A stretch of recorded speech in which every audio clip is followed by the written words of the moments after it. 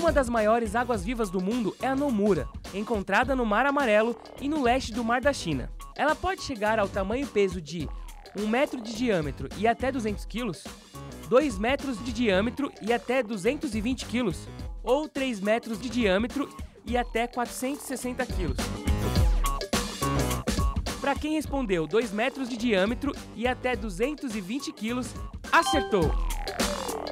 Hoje o programa Biosfera está no Instituto de Biociências da USP. Eu estou conversando com o André Morandini, ele é professor de zoologia deste instituto. André, o assunto águas vivas. A gente falou no outro bloco, no finalzinho do primeiro bloco, sobre as lesões, os problemas e tal. Eu queria que você falasse um pouco agora do trabalho que é desenvolvido aqui no Instituto de Biociências da USP, com essas pesquisas que vocês realizam em relação à questão das águas vivas. Bom, aqui no departamento e no nosso laboratório a gente estuda vários aspectos relacionados com as águas vivas. O primeiro deles é a sistemática e taxonomia, que diz respeito à identificação das espécies. Então a gente quer saber quais são as espécies que ocorrem no Brasil e o nome delas. Então, para isso, a gente vai nas praias, coleta o material ou vai junto com pescadores e após um arrasto de camarão e separa as águas-vivas ou mergulha. Então, tem várias técnicas próprias para a gente obter esse material. E aí, uma vez tendo esse material, a gente faz observações com material vivo ou com material preservado. Então, a gente procura, traz o animal para o laboratório e aí vai observar diferentes características. Então, a gente vai procurar as peculiaridades de cada espécie. Cada espécie tem o seu jeito, a sua morfologia, tem características dos braços orais, dos tentáculos, do sistema digestivo dela, sistema gastrovascular, como a gente chama, sistema de canais. Então, tudo isso a gente utiliza como característica para identificar esses animais.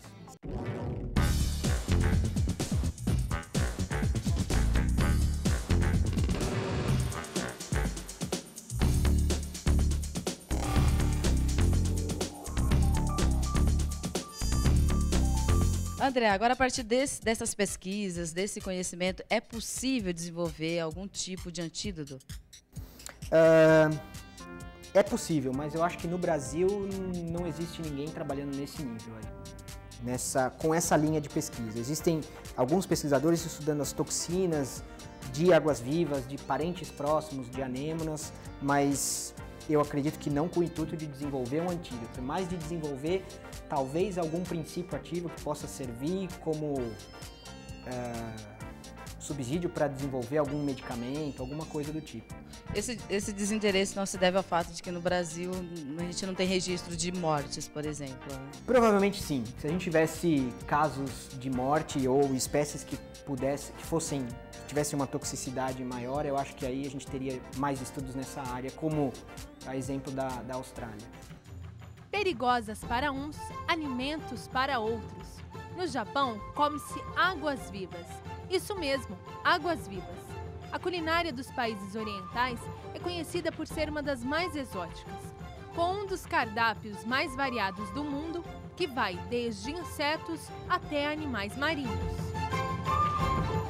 Algumas espécies de águas-vivas, elas têm um tecido que a gente chama de mesogleia, que é um tecido basicamente composto de colágeno. Esse tecido ele é bastante utilizado na alimentação dos povos orientais.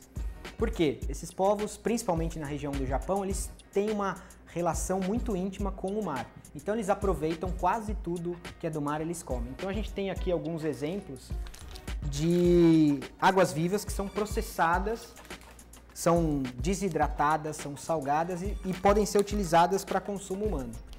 Isso é bastante interessante, porque estudos recentes mostraram que não existe o valor nutricional de uma água-viva é bastante baixo. Então, na verdade, é mais uma iguaria, uma comida exótica do que uma comida nutritiva, vamos dizer assim.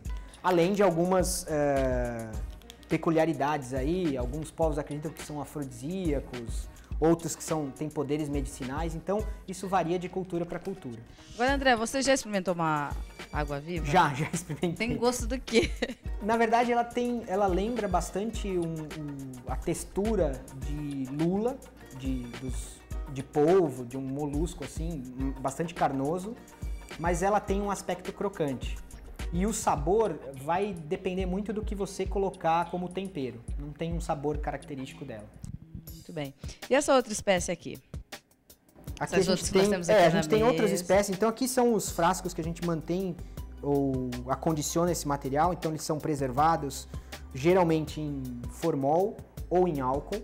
E isso preserva esse material aí há centenas de anos. A gente tem registro de animais guardados aí em frascos em coleções de museu desde 1800, por exemplo. E estão em condições quase que perfeitas, assim, quase como na natureza, só não estão se mexendo, tá? E a gente tem algumas espécies aqui, exemplos para mostrar, e a gente tem também a caravela, que é considerada a nossa espécie mais urticante ou mais perigosa, assim, né? tá? Geralmente ela tem esse flutuador aqui de coloração azulada ou arroxeada e uma quantidade de tentáculos muito grande. Eventualmente alguns animais têm menos tentáculos, mas nessa área toda estão estruturas que se alimentam, que se reproduzem, tá? Então é bastante interessante estudar a biologia desse animal. Então, uma outra parte